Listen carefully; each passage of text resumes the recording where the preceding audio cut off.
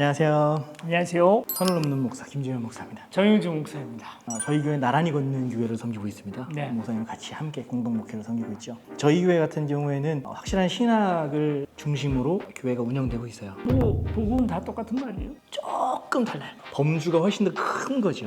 성경 그대로의 복음으로 돌아가서 하나님 나라의 복음을 중심으로 교회를 세워가자라고 하는 그 중심으로 지금 교회 목회를 하고 있거든요. 그러다 보니까 하나님 나라의 복음으로 여러 가지 교회의 신학적 개념들을 세워가는데 사실은 그게 뭐 다른 새롭게 만들어진 게 아니에요. 성경에 있는 거를 가지고 어떻게 좀 더 건강하게 세워야 되는가라는 질문을 세우게 되거든요. 근데 그 중에서 가장 중요한 개념을 하나 꼽자간다면 바로 구원의 문제가 아닌가라는 생각이 듭니다.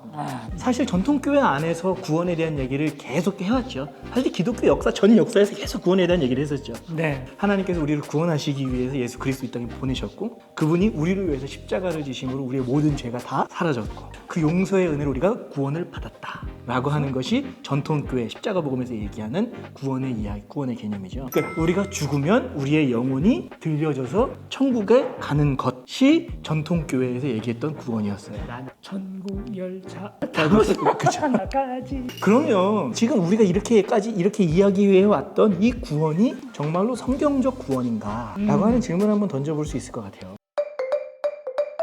네. 성경 전체를 관통하는 구원의 개념이 뭘까를 우리가 생각을 해볼 때 사실 우리가 기존 교회에서 많이 배워왔던 것은 예수 그리스도를 믿어서 행위가 아니라 믿음으로 말미암아 우리가 죽어서 천국을 가게 되었다. 하나님께서 천국을 만들어 놓고 우리를 기다리고 계시면 우리가 이제 믿음으로 죽어서 천국을 간다. 우리가 생각하는 정도는 그 정도의 구원이라고 생각합니다. 그리고 이거를 한 선교단체에서 굉장히 도식화해서 단순화시켰죠. 사형리라고 하는 체계를 통해 가지고 우리가 죄를 고백하고 그런 다음에 예수님의 십자가에서 나를 위해서 죽으신 예수님을 그리고 십자가에서 죽으시고 부활하신 예수님을 내 마음의 주인으로 영접하는 기도를 드리고 그리고 마음의 진실로 영접하면 너는 지금 죽어도 천국 갈 수 있다. 사실은 그게 막 부정적인 역할이 있었던 건 아니에요. 긍정적이었어요. 네. 어떤 부분에서는 굉장히 기독교의 부흥의 역사 그리고 기독교가 다른 한 개인에게 이렇게 퍼져가는데 굉장히 큰 역할을 했던 건 맞습니다. 그러나 어떻게 보면 성경에서 그리고 성경 전체를 통틀어서 나타나는 구원이라는 면에서는 설명이 안 되는 부분들이 참 많아요. 일단은 구약 성경과 신약 성경이 연결이 안 돼요. 그렇게만 그 구원에 대해서 얘기를 할 때. 그리고 내세로 갈 수 있는 티켓을 얻는다라는 복음은 예수님 그 얘기를 한 적이 없다는. 사실 예수님이 복음서에서 계속해서 반복해서 우리에게 설교해 주시는 게 뭐냐면 하나님 나라거든요. 사실 예수님이 입을 열 때마다 하나님 나라를 얘기하셨어요. 거의 설교의 80% 이상을 하나님 나라로 설교하셨어요. 우리가 지난번 영상에서 사람이 죽으면 어떻게 되는가에 대해서 설명을 할 때 이 하나님 나라가 저쪽 세상 내세의 하나님 나라는 절대 아니라고 말씀을 드렸잖아요. 물론 죽은 사람이 가는 곳이 있습니다. 내세라는 게 분명히 있지만 그러나 분명히 성경이 우리에게 설명해 주는 것은 부활이거든요. 아니 그렇다면 죽어서 천국 가는 것, 죽어서 낙원에 가는 것이 구원이 아니라면 그럼 도대체 뭘 구원이라고 얘기를 하나? 그럼 성경에서 무엇을 구원이라고 얘기할까? 우리가 지금 이 이야기를 한번 해보자는 거예요. 성경에서 구원을 얘기할 때 가장 중요하게 얘기하는 것이 뭘까요? 목사님 생각하세요? 우리 인간은요 어느 드라마에서 악한 역할을 했던 분이 그 얘기를 한번 하는 걸 들은 적이 있었는데 뭐라고 얘기를 하냐면 인간은 주인 없는 인간은 없다. 뭐 돈이 주인이건 뭐 아니면 어떤 매력적인 어떤 존재가 주인이건 자기 자신이 주인이라고 착각할 수도 있지만 어쨌든 우리 모두는 주인이 있다는 겁니다. 내가 자유인인데 내 주인은 나지. 그렇지 않다는 거예요. 그게 마치 8월 15일 날 일본의 식민지로 있다가 다시 자유 대한민국의 국민이 된 사건과 구원이 같은 느낌이에요. 그러니까 원래는 우리가 죄와 사탄의 소속이었다는 거죠. 그 지배 아래 있었던 거죠. 그렇죠. 그래서 죽음, 사망이라고 바울은 그렇게 표현을 하는데 사망의 소속으로 되어 있다가 예수 그리스도의 십자가로 말미암아 우리가 이제 거기에서부터 풀려납니다. 우리를 둘러싸고 있던 권력자, 우리의 소속이 달라지게 되는 거예요. 그래서 이제는 하나님 소속으로 달라지게 되는 것입니다. 이것은 사실 구약 창세기서부터 요한계시록까지 연연히 흐르는 바로 그 이야기, 하나님의 주권에 관한 이야기거든요. 구원이라는 것은 주권이 변화되는 것이다. 그렇습니다. 로마서 내내 하는 이야기, 갈라디아서가 내내 하는 이야기가 바로 그 얘기예요. 그리고 예수님께서 계속해서 우리에게 전하셨던 복음도 다른 이야기가 아니에요. 바로 그 부분입니다. 그렇죠. 여러분 이게 바로 구원입니다. 그 죽어서 뭐 좋은 내세에 가게 되는 건 무엇이냐? 만약에 내가 다른 나라 사람이었다가 대한민국 사람이 되었어요. 뭐 좋은 여러 가지가 있겠죠. 대한민국 사람이 되어서 좋은 여러 가지가 있을 수 있겠지만 그 중에 의료보험 혜택이 참 좋잖아요. 의료보험 혜택을 한국 사람이 된 것에 등치시킬 수는 없어요. 그 여러 가지 좋은 혜택들 중에 하나예요. 우리가 죽어서 좋은 내세에 가게 되는 것은 그런 겁니다. 의료보험 혜택이 좋아진 것 정도인 거예요. 모든 구원의 큰 덩어리에서 아주 작은 것에 불과하다는 거죠. 저는 구원을 좀 더 구체적으로 들어가서 구원이 도대체 뭔가 라고 질문을 던지면 이건 관계의 새로운 시작이다. 관계로도 설명할 수가 있죠. 그렇죠. 관계가 새롭게 시작되는 것이다. 아까 전에 목사님께서 얘기하셨잖아요. 우리는 다 누군가의 주인에 의해서, 주인의 지배에 의해서 살아간다고. 그러니까 우리도 모르는 사이에 누군가에 의해서, 누군가의 의해서 지배를 받으면서 우리도 모르는 사이에 관계를 맺으면서 살아왔어요. 영향을 받으면서. 그런데 우리가 구원을 받았다.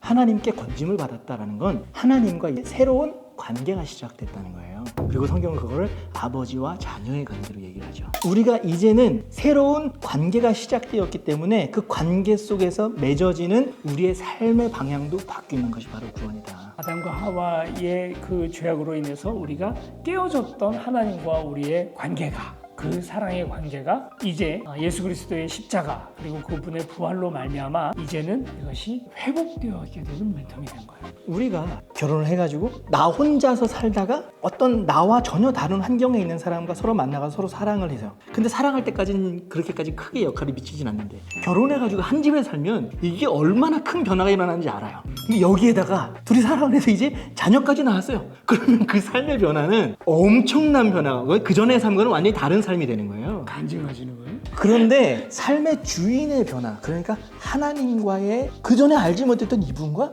새로운 관계가 시작되었다? 이건 아이를 낳는 것보다, 심지어는 결혼보다도 엄청난 변화를 요구할 수밖에 없는 관계가 시작되었다는 얘기죠. 여러분들이 지금 저희 영상 이야기를 들으면서 내가 생각하던 구원하고 뭐가 달라? 크게 다르지 않아요? 그래요. 이게 구원이에요. 다만 방점이 조금 다른 거예요. 그렇죠. 십자가 복음을 처음 받아들였을 때 정말 제약들 하나하나들이 다 걸리적거리고 막 그래서 해결하지 않고서 못 버티는, 여러분 이걸 부인하는 게 아니에요. 근데 그 다음부터가 문제였어요. 이 은혜가 너무 커서 내 모든 일을 다 회개했는데 그 다음에 어떻게 살아야 되지? 그러다 보니까 이게 어떤 현상이 일어나냐면 조금 더 도덕적으로 살아야 되지 않을까? 조금 더 그 전보다 착하게 돼야 되지 않을까? 그래서 내 안에서 양심에 걸리는 것들을 하나하나씩 다 살펴보면서 살다 보니까 이 나중에는 어떻게 되냐면 엄청 피곤해요. 정말 엄청나게 피곤해요. 그러다가 나중에는 이게 너무 복잡하고 너무 많다 보니까 이걸 교회에 맡겨요. 담임 목사님한테 맡겨요. 그럼 담임 목사님은 얘기하죠.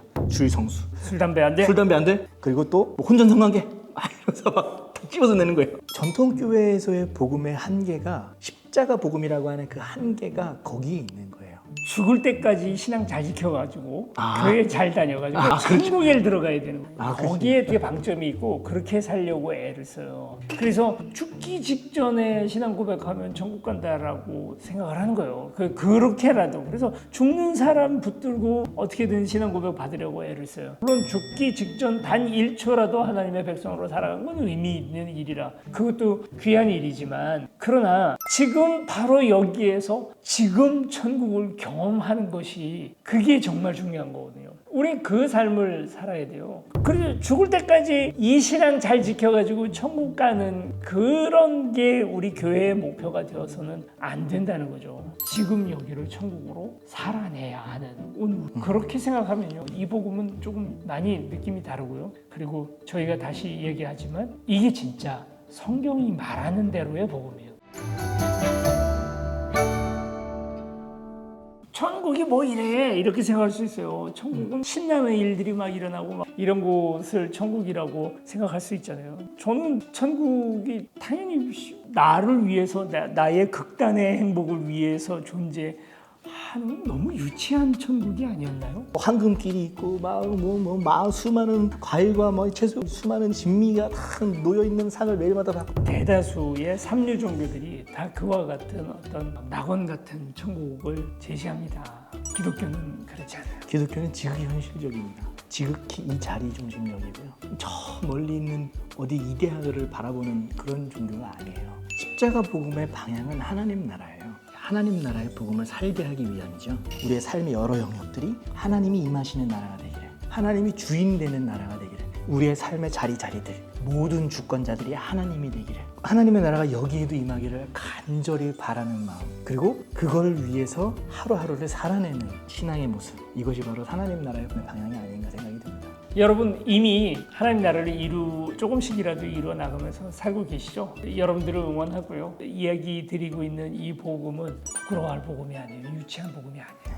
굉장히 심오하고 깊이가 있고 현실적으로 이 땅에 임하게 될 하나님 나라입니다. 여기서 홍보 한번 할까요? 저희 교회 같은 경우에는 거의 매주마다 하나님 나라를 얘기해요. 실은 인덕원 4번 출구 출구 11시에 예배드리고 있습니다. 저희 유튜브 채널 나란히 걷는 교회 영상도 함께 봐주시면 이에 대한 후속 영상을 저희 계속 만들어 나가려고 하니까 여러분들 지금 조금 생각이 달라지거나 그랬다면 계속 보시고 여러분도 성경을 진지하게 한번 읽어보시기를 그렇게 한번 부탁을 드려볼게요. 여기까지 하겠습니다. 네, 안녕.